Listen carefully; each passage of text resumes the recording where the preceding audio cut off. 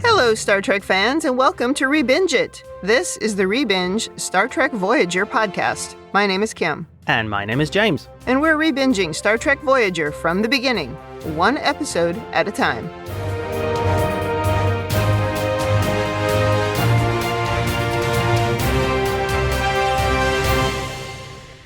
Welcome back to the podcast. Today, we are on Season 1, Episode 8, Post Facto.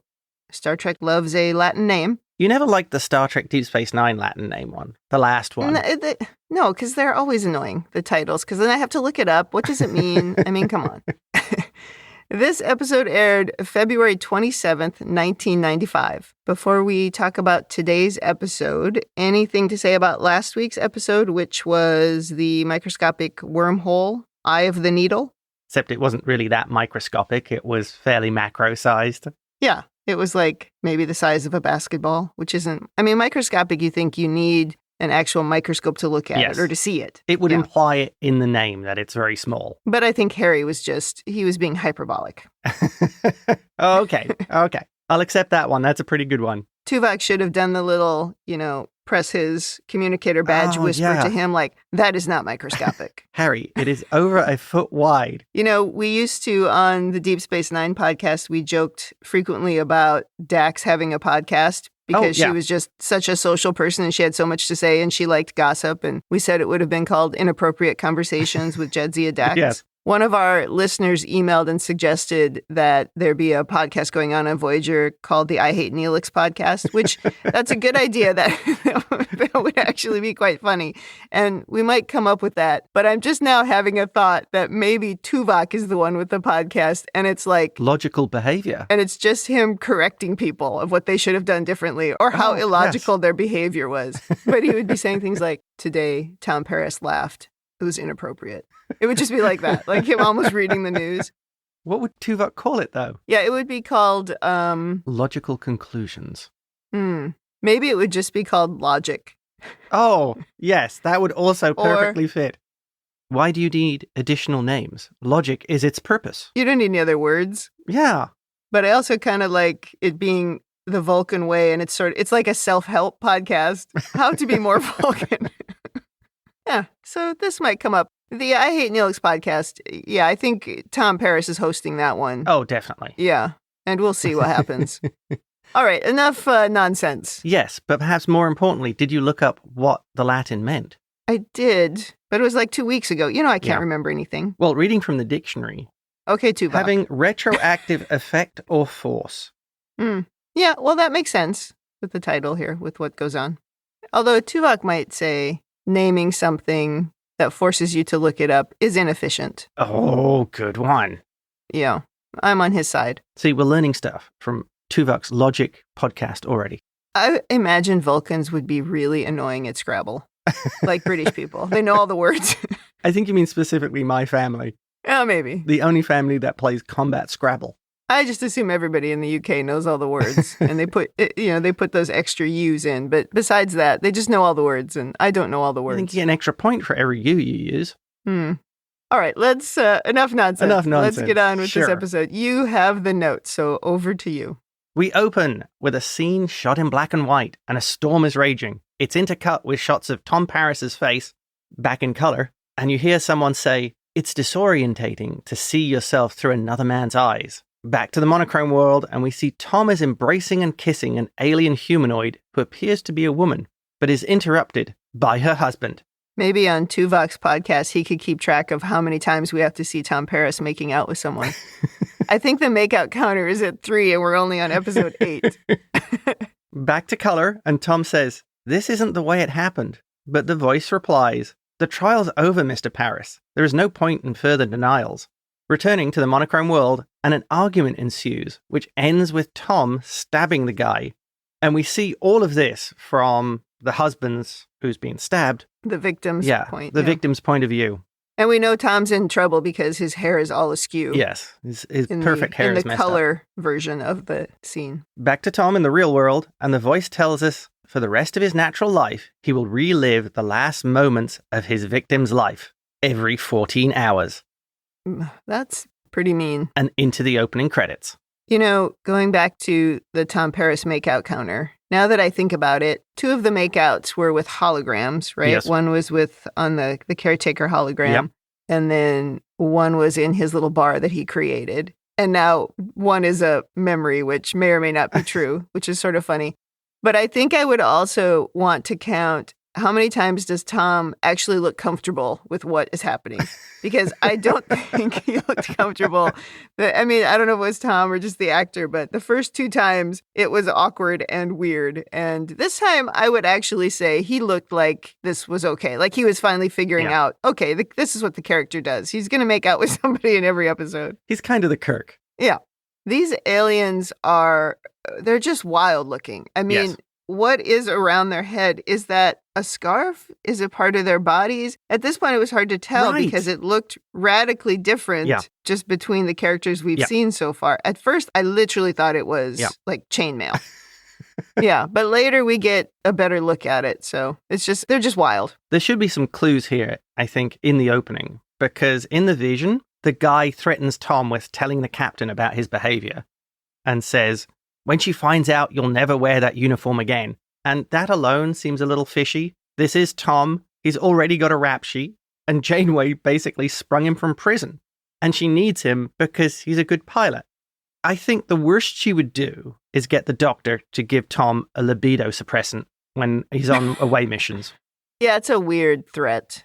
Although now that I think about what was actually happening, I'm not even sure the line makes sense. Was the line false? I guess we should talk about that later. Yes. Plus, it should also be pretty suspicious that it seems overly melodramatic. Yeah, agreed.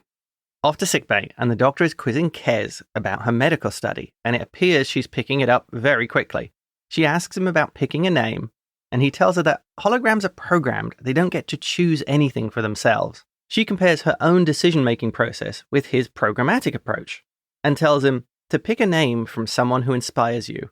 And I like it when he goes through the names, and Dr. Spock is one of them. Oh, he should have picked Dr. Spock. Yes. That would have been great. She tells him to take his time with the name, as whatever he picks, he'll use that for the rest of his life.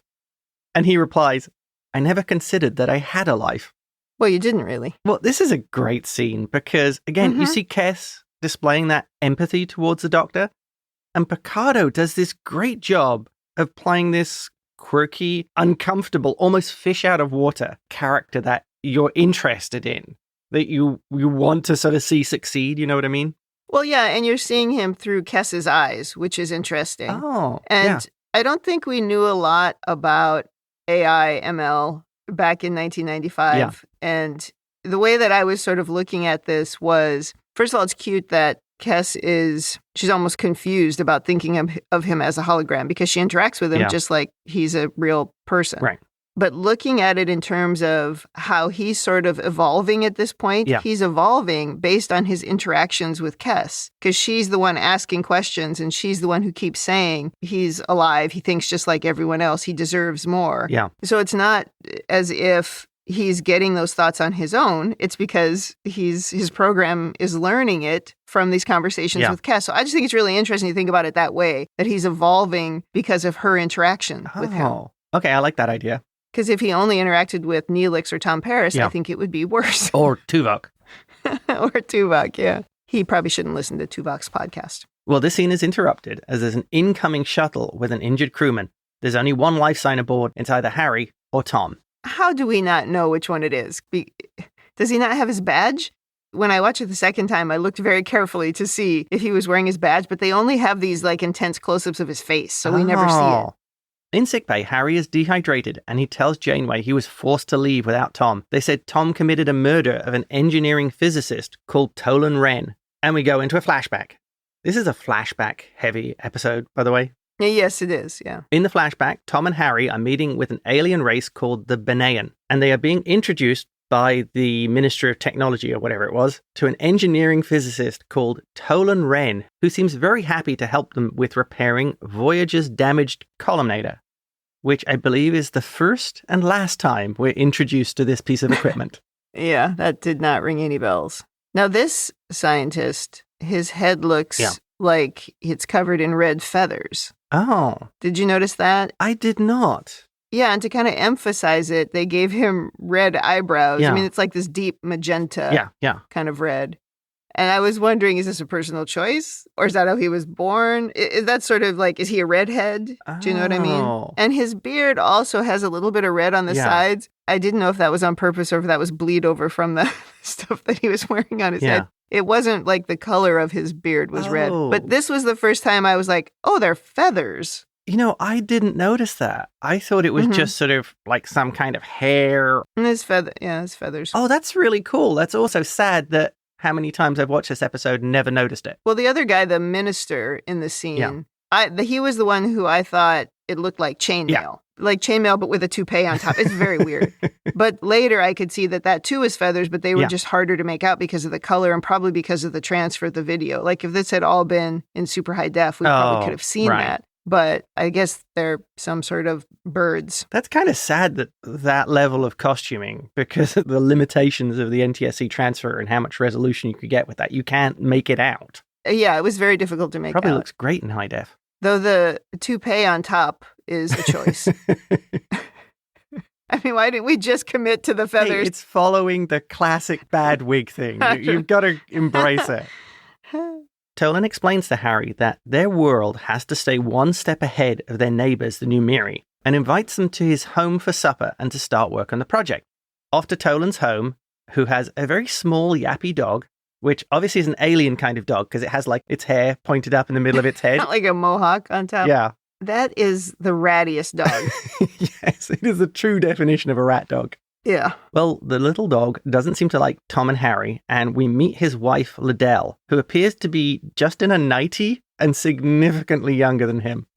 This actress, it's like they frequently choose this exact person as the wife on Star Trek. Yeah. I mean, I feel like they always look exactly like this. And God forbid the wife be the scientist, but whatever. It's always frustrating to watch these shows back and realize that they apply all the same exact gender norms to different planets and species. It's just so ridiculous. Well, she's got to prepare dinner for them. Oh, my God. And when it is different, it's like this huge deal. And everybody's shocked that it's different. It's like, come on.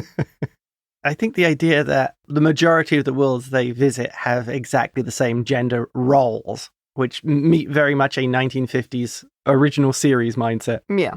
This actress, I looked her up. She doesn't really have many IMDb credits. She doesn't do much at all after this. Yeah, she must have changed careers. So Liddell is also very cool towards the Doctor and his guests, except she seems to be giving Tom the eyes. And Tom seems quite interested in her. Yes, he is following the eyes. And at this point, Harry just gives him this look as well. Yeah. I think Harry should have asked, can I get a bucket of ice water? I just need to throw it over Tom to calm him down. There's this really weird moment before they go in to have dinner where she says something like they have some leftover meat, I forget what she calls it, that they can put into the stew or something to make the dinner go farther. And she throws a piece of this meat just onto the floor, onto the carpet. And she says, if it's spoiled, Nika wouldn't eat it. Now, Nika's the dog. What the hell was that? It was very weird. Even Tom looks at her like, what just happened? This is a very strange person. Yes. Clearly, this society's norms are pretty weird. Well, and then even when they sit down to dinner, I love how the scientist guy keeps saying over and over that his wife is so much more social than he is. Well, he's the one doing all the socializing and she says nothing. And she's throwing raw pieces of meat on the floor. That's a good point. No, man, your wife is a little crazy. Socially awkward, I would say. Well, I think the idea coming from this is you can clearly see she is not happy in this relationship. Yeah, that's what they're trying to tell us. Yeah. Over dinner, we learn Tolan is a workaholic who doesn't pay attention to his partner. She seems very disinterested in all of this and eventually just makes an excuse and leaves the table. And also in this scene, we get a reference that the Benayans are actually at war. Tom also explains how they got to the planet by using a shuttle and at one point hiding behind a moon to avoid the Numiri patrols. One of our favorite jokes from ReBinge Deep Space Nine. That is such a traditional Starfleet maneuver. We'll hide behind the moon. I don't understand how hiding behind a moon works. That would imply that you can't scan anything that's not right in front of you. And clearly we scan all over the place. So, yeah. After dinner, Harry and the Doctor are working on equations, and Tom ends up hanging out with the prof's wife. This is a terrible idea, Tom. Tom might need some anti-harassment training, like how to behave when you're in Starfleet. Harry then drops the bombshell that Tom saw her the next day too, which was the night the professor was murdered. Harry never saw Tom again after that, as they interrogated him for 2 days. The Beneans thought they must have been Numiri agents, as the dead professor was the inventor of most of the Benean warship technology. Back to the present, and Janeway reassures Harry they'll find out about Tom and orders course set for the Benean homeworld. Mm-hmm. In her ready room, Janeway has called for Neelix, and I'm sorry, Kim, he is still on the ship. Yeah, unfortunately. We got a break last week. She wants to know more about how the Numiri intimidate visitors to the Benean sector. But he's not much help, as he said he would leave before being intimidated. Neelix does seem to think his own jokes are pretty funny. Oh, yeah. Janeway is utterly unfazed by any of this. And I think she rolls her eyes in the background as well. She absolutely rolls her eyes. She does the Janeway maneuver and an eye roll and then hands on hips. Oh. It's amazing. And actually, when Neelix sees that, he goes, I better straighten up. I don't think Neelix has the ability to read the room is the problem. No, he thinks he's so funny and lighthearted, but he does it in the wrong moments. Yeah. That's the problem. Like, that can be fine. But this isn't the moment for it. She's worried about Tom. This is not the moment. But yeah, the eye roll was incredible. If we slipped over into leadership, I have had conversations with people before. And in fact, somebody has had a conversation with me before that the eye roll is quite disrespectful and you really should not be doing that. But it seems appropriate to Neelix. Yeah. Well, at the end of the day, he does have some useful info about the Numiri and their ships and their tech. Yeah. And he also describes the race as a remarkably covert society. So he's at least not completely useless. I mean, he is supposed to be the local knowledge, and this is kind of good information to have. We also do this thing here where when they're done with the conversation and they go back to the bridge, Janeway does her arm-swinging march of the 4 steps to the bridge, which I just love. She exudes captain. She does, yeah.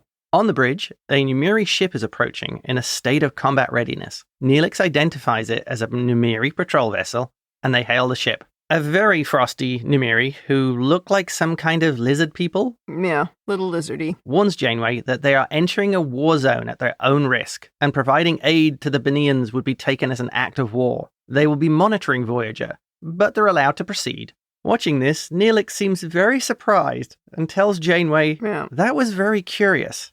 In Numiri terms, that greeting was downright friendly. Yeah, suspicious. Now on Benea, Janeway and Tuvok are informed that Tom is not just accused of murder, he has been convicted and punished. The punishment for which is to relive the crime through his victim's eyes, which is what we saw at the start. There's this intense moment where Janeway does the absolute lean forward and intensely asks, what form of punishment? She is in take no prisoners mode. Yeah.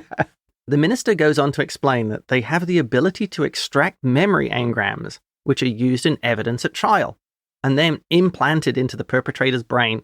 An interesting point here is he says that they have an artificial life form that serves as a host to the memory engrams and testifies to their content. The minister concludes that the evidence is incontrovertible. Do we ever learn the name of the minister? I don't think so. My notes just call him Minister Dude. Was that on the IMDb description? Well, in fact, my notes for this section say, down on Weird Planet with the Minister Dude. That's exactly what it says. I know who I meant. We're now in some kind of facility, and Tom is brought to see Janeway. With his mussed-up hair. Tuvok gets straight to the point, asking, did you murder Professor Wren? And did you have improper relations with his wife? I like Tuvok here. Straight to business. Yeah, and Tom gives the incorrect answer to the question by saying, well, their marriage was over. This is not the right answer to this question. No. I mean, come on, man. You are already in trouble. Yeah, Tom is not helping himself. He is not. Janeway wants Tom to tell them everything, and we go into another flashback. Yep. While Harry and Wren were working on the equations, Tom ends up talking to Liddell, who's out smoking pot on the atrium, from what I can tell.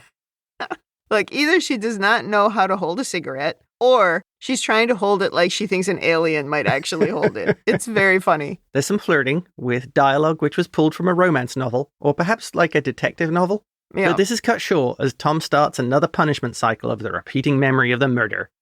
This time, however, Tom passes out. It's not good, and the Benean doctor, who's also there, is concerned that this could result in general synaptic failure. He convinces the minister to allow Janeway to take Tom back to Voyager. And I don't think we learn the doctor's name either. No, I don't think so. And he also has a whole new version of feathers on his head. In the sickbay, the holographic doctor reports the medicine used for the implant is beyond anything they've encountered before, and it's causing neural pathway damage, which will result in brain damage, which may never be noticed in Tom. Sorry, that took me a second to get that joke. Because I was just thinking about how is Tuvok going to talk about this on his podcast, because he's like, somebody is lying. But the doctor can't tell how long it will take until he's seriously affected. I'm guessing just over 46 minutes. Oh, probably. 47 and a half, yeah. Yeah. Tuvok requests a copy of the doctor's neurological analysis, which the doctor points out is extremely technical and not for the layperson. Tuvok insists. I don't think Tuvok is a layperson. Yeah. Janeway suggests that the damage the implant is causing could be grounds for an appeal. Tuvok, being the wonderful downer that he is, points out that before this technology, the Benean punishment for murder was a lethal injection. Yeah. Tuvok has now switched into full investigator mode, summarizing that Tom maintains his innocence, the victim has identified him from the grave, and the victim's wife testified against him at the trial. Someone is obviously lying. Yeah. Also in the scene, Tuvok requested an autonomic response analysis, saying it would tell if Tom is lying. I think this is a new piece of tech we've not heard of before in Star Trek. Yeah, I mean, why don't we use it all the time then? Right. On trials and things. I looked it up, and apparently it's only ever appeared on Voyager. Oh, that's interesting. I wonder if it's mostly a Vulcan thing. Oh. Maybe the humans don't necessarily believe it to be true. I don't know. Yeah. We need a reason for it to not be the answer to everything. I also want to point out, I think what we're seeing here is what I really like about Tim Russ's portrayal of Tuvok. He's delivering these lines very straight and very dispassionately, and he's managing to not fall into the trap of seeming wooden or robotic. Oh, I totally agree. He's really grasped the concept of this logical being, and it probably helps that the Vulcan dialogue is pretty well written. Yeah, I agree. He is an excellent Vulcan. Tuvok now goes off to question Mrs. Wren, and the dog Nika is growling at him. And Mrs. Wren explains how the dog doesn't like strangers. Tuvok is quite surprised she is still living in the same house where the murder occurred, and describes it as dispassionate. This was funny because Liddell does seem not at all bothered about the death of her husband. Yeah. And was more annoyed about having to bring in a cleaning crew to mop up the blood. Oh, yeah. She's an interesting character. She continues telling Tuvok that she ended the marriage the day of the murder, saying it was because she met Tom Paris and it gave her the push she needed. And we go to yet another flashback where Liddell is telling Tuvok of how she and Tom spent the day of the murder together, finally telling him, I saw Tom murder my husband. I tried to stop him, but I couldn't. I like how even Tuvok is thinking, you were attracted to another person and then you're ready to get a divorce after 24 hours. I don't think so. There's also this moment in this scene where she sits down on her sofa and the rat dog sits on her lap and is just staring at Tuvok. Oh, yes. It's so funny. I wonder if he's staring at his weird ears or else he's like, where are your feathers? I don't know. It's such a funny scene. That is such a goofy looking dog. Is this the scene with the dog eyes? Yeah, it's big eyes staring at Tuvok. The dog is a better actor than the woman. Oh. We also learn in this scene that Tuvok has been married for 67 years. Oh, yeah. Good for him. Did you like that classic piece of 90s television? They skirt around the fact that Wren and Liddell haven't been intimate for a long time. She says, he hasn't treated me like a woman in 4 years. Thank you for sharing. I was like, oh, man. I didn't even take note of that. That's funny. Perhaps he actually likes men, and it's just their society's stuck on repressive gender norms. Mm-hmm. Or robots. Well, who doesn't like robots? Oh, in that way, you mean, yeah. Especially after watching Foundation. Back on Voyager, Tom has regained consciousness, and he confirms most of the story with Tuvok, but tells him that he has no memory of going into the atrium. The last thing he remembers is drinking tea and talking about eclipses, and then he woke up in a cell. Right. Something doesn't add up. Suspicious. The doctor is monitoring his vitals, and this must be the ARA that Tuvok requested earlier, and confirms he's telling the truth. The doctor can find no evidence of Tom being drugged, but it would have been out of his system by this time. This is cut short by 2 Numeri vessels attacking Voyager, and we get a great space battle visual effects. These ships are pretty cool looking. On the bridge, Janeway asks Neelix why they would attack now, and he tells her, the Namiri have never needed an excuse to attack anyone. So these guys are just kind of space jerks. Yeah, he's not helpful again. He's in his I told you so mode. Like, I told you they were going to do this. Like, you're not helping. Under Starfleet regulations, Janeway, as captain, can just slap him upside the head. Well, Janeway's had enough of this nonsense and switches from evasive maneuvers to an attack pattern. Oh, you gotta love Janeway. Well, Chakotay requests to use a marquee trick to get them out of this situation, and Janeway approves it. I mean, she's pretty much like, yeah, do whatever you want. We can beat these guys. Right. Into analysis. Seeing as all the marquee were slaughtered by the Jem'Hadar, I'd say that's a pretty bad idea. Yeah. Although, I guess Janeway doesn't know that yet. But anyway, I think that proves maybe marquee tactics aren't the best. Yeah, I think when they disappeared, that was pretty early on, right, in Deep Space Nine. So yeah, she probably doesn't know what happened. Chakotay enlists B'Elanna, and they make it appear that Voyager is badly damaged and in serious trouble, which draws the Numiri ships in.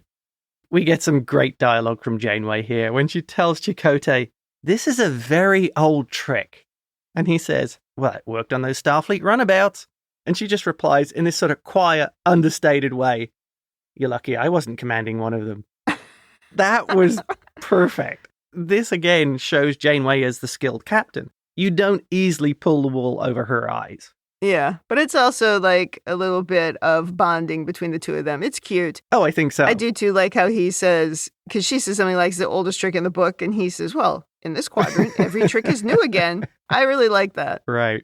But now that we talk about it, I didn't think this in the moment when I was watching it, but this suddenly occurred to me as you were describing the scene. We have those moments where we're scanning our enemy ships as we're in battle, and we know exactly what's wrong with them. Oh, they've lost their shields, they've lost their engines, they've lost whatever all the things are on the ship. Inertial dampeners are down. Whatever. And here it's like, okay, now because of some sort of visual cue, you're going to assume the ship is severely damaged and move in. I do not buy that. That's a good point. Because you're not even usually looking out the window at the ships. I mean, well, they might be scanning and just see on their scanners that they're leaking plasma it's and venting something. It's venting something, and an inexperienced captain may jump to conclusions. Maybe. Oh, we've got them now, rather than listening to the science officer going, well, they're still reporting 100% of power and nothing seems to be offline. Yeah, and their shields are still 100%. Yeah. Suspicious. Let's say that was a little hand-wavy, but it was in service of a cute moment.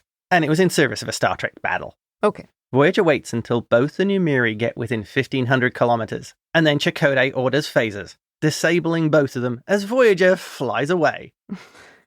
And they all shout, ha ha, as they fly away. I so feel B'Elanna was missing the opportunity to shout, Kapla! Oh. Neelix, taking on Tuvok's role, delivers the downer, telling Janeway that more Numiri will be coming. Thanks for the help. Tuvok is now giving an update saying that considering the urgency of this situation, the only logical alternative is a mind meld with Tom Paris to witness the crime itself.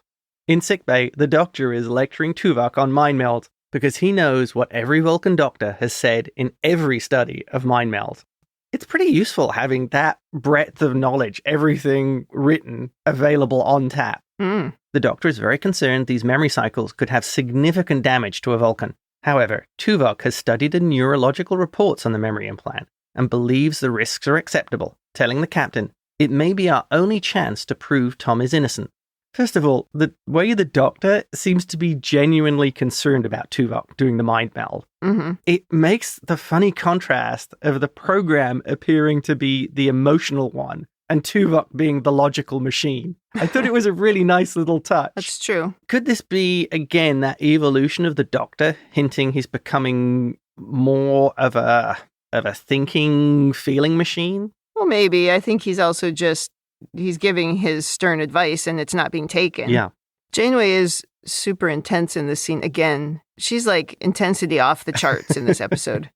As Tom starts going into another memory cycle, Tuvok initiates the mind meld, and we go into the black and white flashback. But he doesn't do the my mind to your mind. Oh, that's only for effect. The Vulcans don't really need to do that. It's just to make a bigger show of it, you know? And they also didn't make it, and I use this term sarcastically, sexy. like they did in Star Trek VI, which is what the director of Star Trek VI said about the forced mind meld of Kim Cattrall's character. Oh, dear. They filmed it to look like it was something very unpleasant being forced upon her, and he literally called it sexy. Oh, my God. Yeah. Wildly inappropriate, I think, is the best description of that. Then do that every time. But they didn't do that here. Didn't seem too sexy. They can't show that between two guys on television. Yeah. They'll get letters. Anyway. The memory cycle ends and Tuvok breaks the meld, the doctor reporting no neurological damage he could detect. And Tuvok tells Janeway he must consult with Ensign Kim immediately. He believes Professor Wren's work will explain why Tom was accused of murder, and also why the new Muri attacked Voyager and attempted to board them. Janeway is now FaceTiming with the Benean minister and his medical lackey, telling him that the implants need to be removed and they'll be sending Tom down to the planet by shuttle. You know something is up here because Janeway specifically says they can't use the transporter. And after she delivers the message, Tuvok walks up and she just nods at him. There's a plan afoot. I love a secret plan. Yeah. On the shuttle, Tom is telling Harry it's all his fault because Harry is the conscience Tom never had. Mm-hmm. He's supposed to keep Tom on the straight and narrow. And the rest of Tom's speech is really silly. It's pathetic. Like bad romance novel silly. Yeah. One day you'll meet her and you'll know it's wrong, but there's nothing you can do about it. Oh. That was a level How immature. 9 eye roll. Yeah, that was bad. I agree. You know how you avoid it? Not being a dumbass. That's what you can do about it. Take things seriously. That's how you can avoid it. I also feel that the actor is really getting Tom. I think Tom likes to talk up how much of a bad boy he is. Yeah. But it's really how much he'd like to be. It's not really Tom. Well, I think we talked about this before, where he's sort of got this image of this big rebel, right? Because he went to the Maquis and was arrested and whatever. Yeah. But it's not an image he's comfortable with. But yeah, I do think he is like still trying to pretend as if it's a real thing. Right. This would have been the perfect situation for a complete eye roll. If Harry had rolled his eyes like Janeway did earlier, I would have been, yes, that's perfect. And I think, I joke about the dialogue. I think the dialogue is a good choice because it is, like you say, Tom's wanting to pretend to be this person. Yeah. And that dialogue fits it perfectly. Yeah. It also sort of fits the silliness of this episode overall. On Voyager, Tuvok is monitoring a new Muri vessel heading towards him, but it changes course and heads for the shuttle. Chakotay tells him, just as you said they would, Lieutenant. The shuttle is caught in a tractor beam and is boarded by 3 new Muri. And shockingly, one has a data pad with Tom's picture on it. Like a bounty hunter or something. Yeah. But before anything happens, Tom and Harry are beamed away. And these guys actually have pretty good uniforms, if you notice. There's no tin foil visible. It actually looks pretty good. Yeah, their makeup is pretty good too. But now we have Janeway intensity scale. 10 out of 10. Janeway hails the new Muri, telling them that the shuttle is carrying 40 tons of thalmarite explosives, enough to destroy the new Muri ship. And they've got 30 seconds to give up the shuttle. And they're like, oh, here you go. Run away. I'm giving you the shuttle back, but it's my choice. We're not intimidated here. When she popped out of her chair and talked right into the camera, I was like, oh. That was a Janeway. Don't mess with me. Mm-hmm. Well, it works. The new Muri drop the shuttle and skitter away. Back to Benea, and the episode has gone full Hercule Poirot, as Tuvok has assembled all the interested parties back at the murder scene. I assume he's a big reader of Agatha Christie? That's funny. My notes also say the Agatha Christie scene. Tuvok starts by pointing out the problems with the conviction, saying that the memory engrams, despite the claims of being unalterable, were tampered with. I feel that we missed an opportunity here of Tuvok holding a data rod and shouting, "It's a fake!" It's a fake!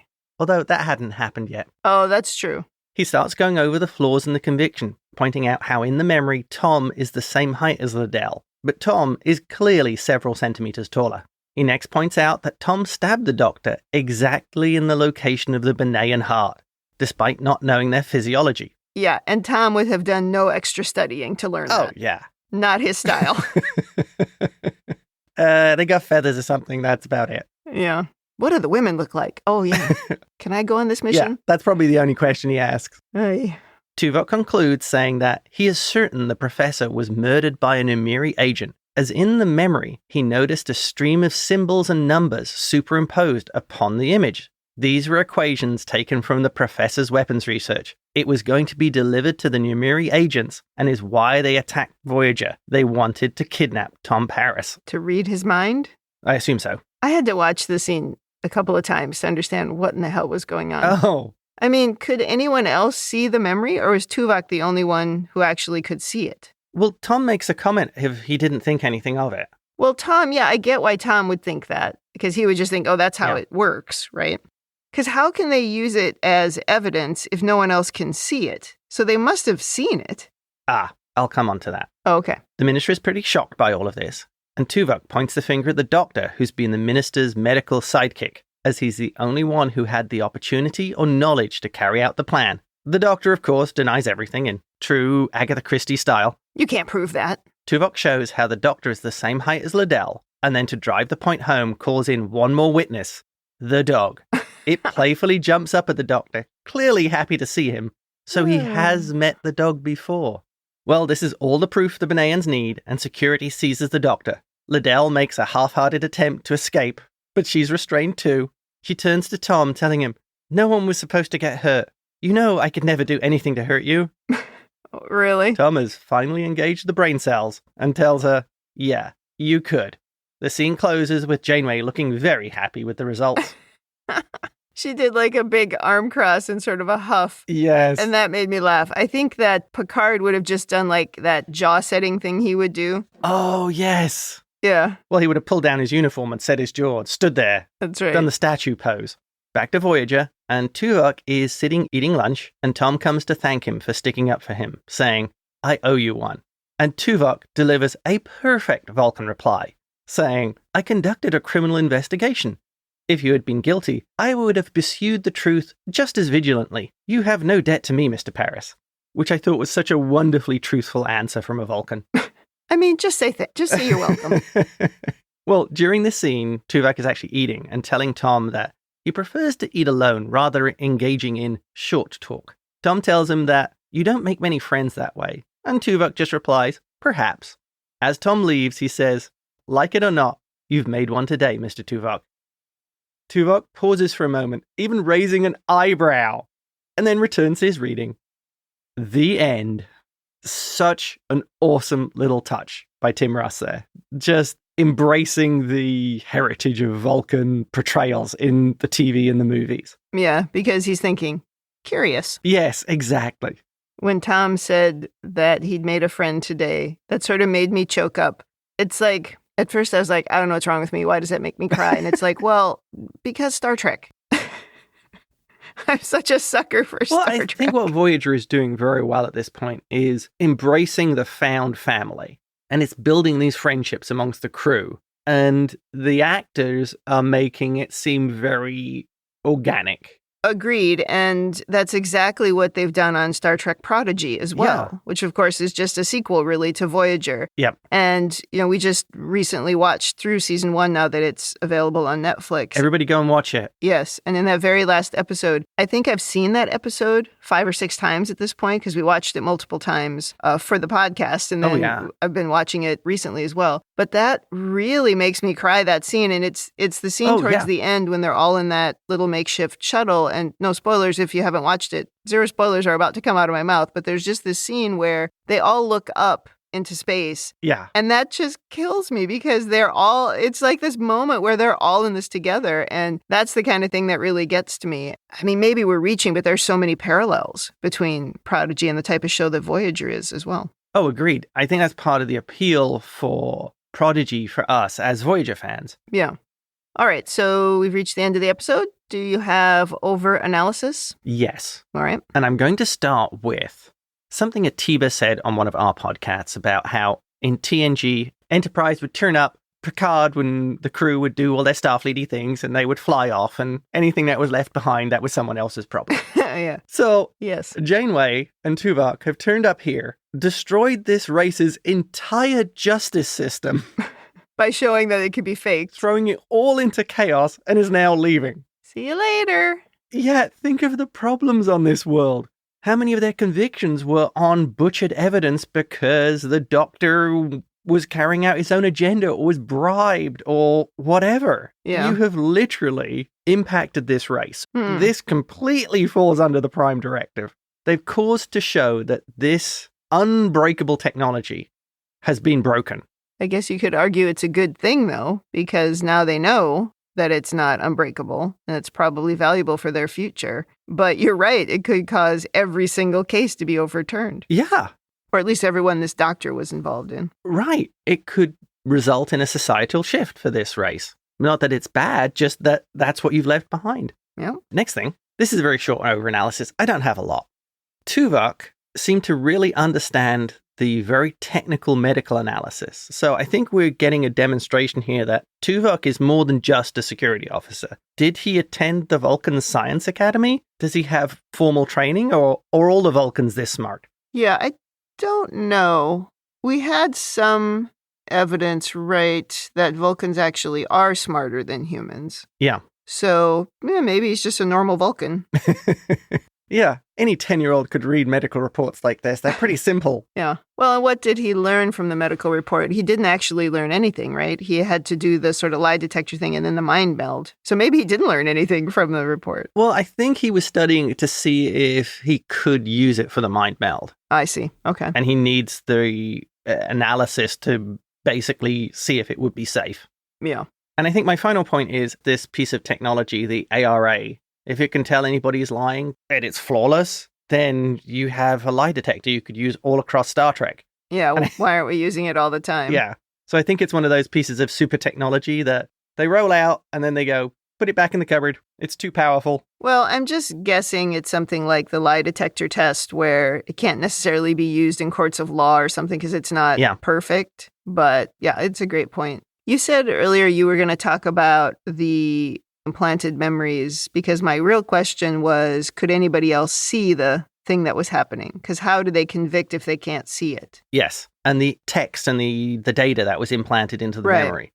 I assume they all see the memories during the case. Whoever's trying it, they can see the evidence. And when the doctor did the implant, he inserted it at that point. Oh, it was before the implant. Yeah. Okay. Well, because there's a point in the conversation where they just say, we're supposed to take your word for it to Tuvok. And I thought what they were talking about was the height differential, but what they were really talking about was the code that was visible. Okay, all right. Thank you for explaining that. I thought that was a problem.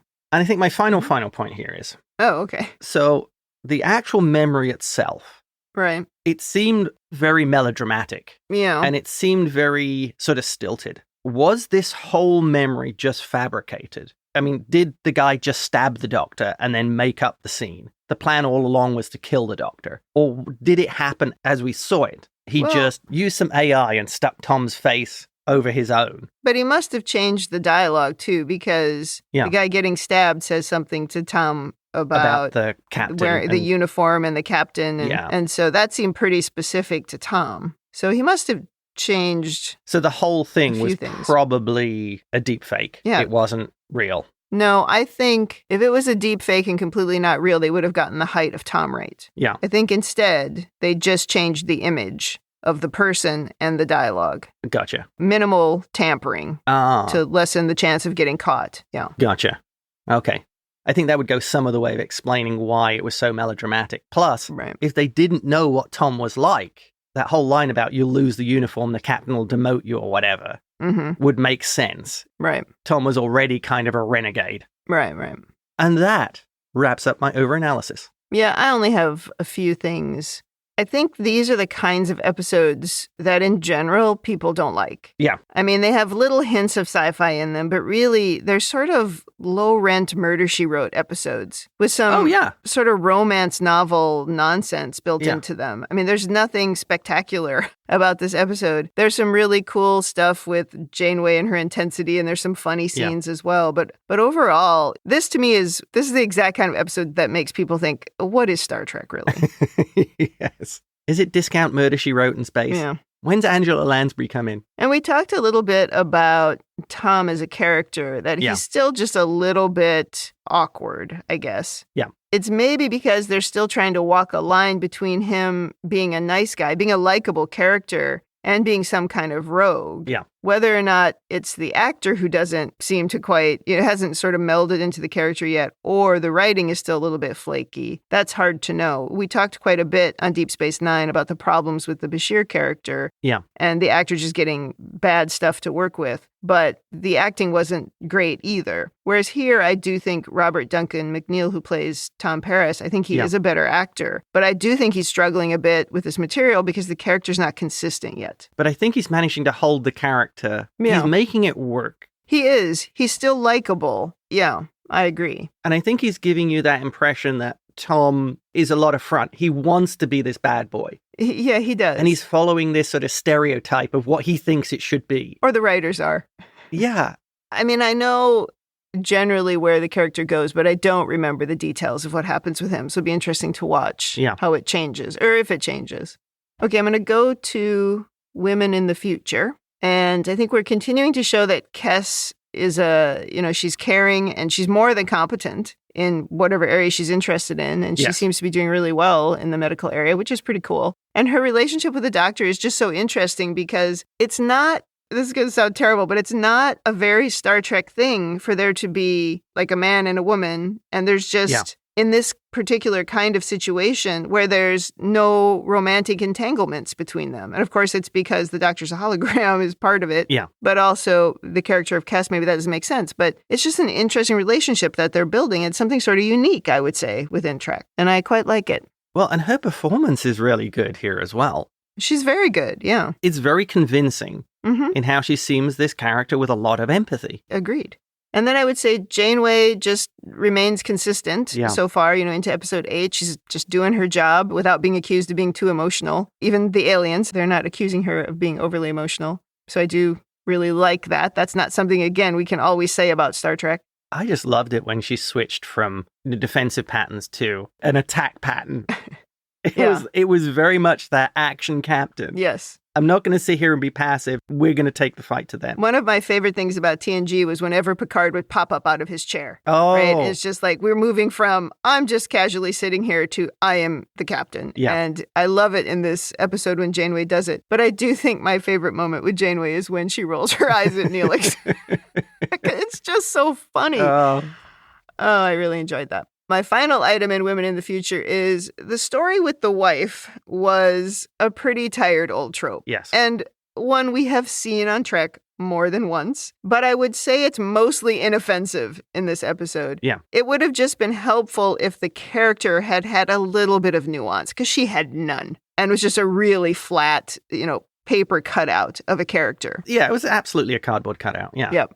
And then let's see, in Janeway Leadership Corner, I think the person who showed they needed some leadership counseling in this episode was Tom. I mean, Janeway or Chakotay, somebody needs to have a conversation with him about what are you doing on away missions? You are the senior officer. You need to be a grown-up, not a moron. Another alternative would be just briefing Harry. Harry, you're allowed to stun Tom every time he starts hitting on alien women. Well, from Harry's point of view, he is completely allowed to quote the book at him or to just say, man, grow up. What are you doing? But, it's a drama. All right, let's go to rating. Thumbs up, thumbs down, or neutral. What is your rating? Okay. My rating on this one is very complicated. Oh, okay. This episode, it's nothing special. Right. And follows pretty much all the classic tropes of a police procedural or a detective procedural. Plus, on top of that, already in Deep Space Nine, by this point, we have had A Man Alone and Necessary Evil. And even the same beats are repeated in this episode. If you remember, Odo interviewing the wife of a murder suspect and pointing out that she doesn't seem very emotional or concerned about it. Exactly what Tuvok did here. Virtually the same dialogue. This episode has so much DNA from just 2 episodes of Deep Space Nine, I can point out. It's almost like it's a remake. However, the performance by Tim Russ as Tuvok, as this interrogating, smart Vulcan, and the way he goes about the process, the way he delivers his lines, the body language, the way he reacts to things, it absolutely changes this episode from, wow, we've seen all this before, to, okay, this is pretty interesting because it's more of a study of Tuvok. Oh, really? Interesting. And how he goes about his duties. And because at the end of the day, as he says to Tom, he's not interested in helping a Starfleet crew member get away with a murder. And if Tom had been guilty, he would have just gone along with the conviction, and that was that. So I think what saves this episode is Tim Russ's performance. It gets a thumbs up on that alone, but everything else in this is a trope that's even been done before in virtually the same way in Star Trek. So just narrowly, thumbs up. Yeah.